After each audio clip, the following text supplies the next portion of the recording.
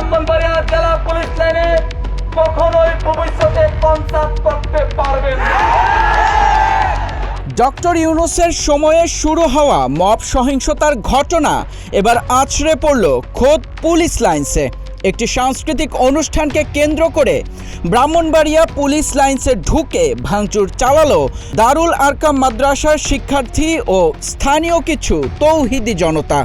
হামলার ঘটনায় পণ্ড হয়ে গেছে জেলা পুলিশের পূর্ব নির্ধারিত অনুষ্ঠান।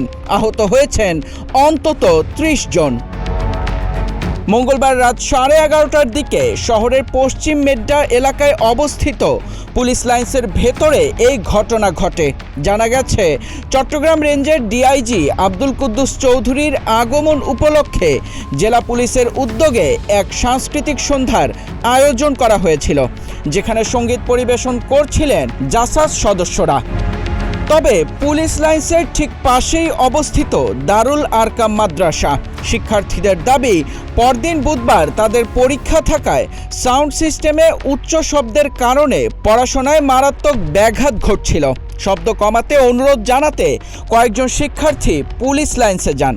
এ নিয়ে কথা কাটাকাটির এক পর্যায়ে পরিস্থিতি উত্তপ্ত হয়ে ওঠে।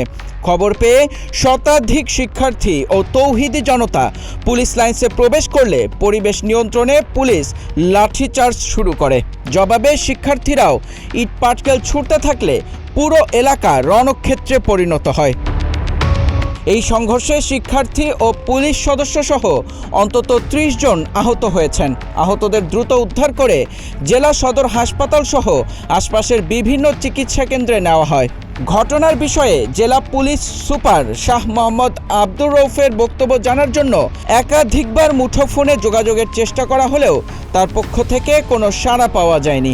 সাংস্কৃতিক অনুষ্ঠান ঘিরে এমন অপ্রীতিকর ঘটনায় জেলা জুড়ে সৃষ্টি হয়েছে চাঞ্চল্যের। মেহেদী ইসলাম সোহাগ, গ্রিন টিভি ডিজিটাল।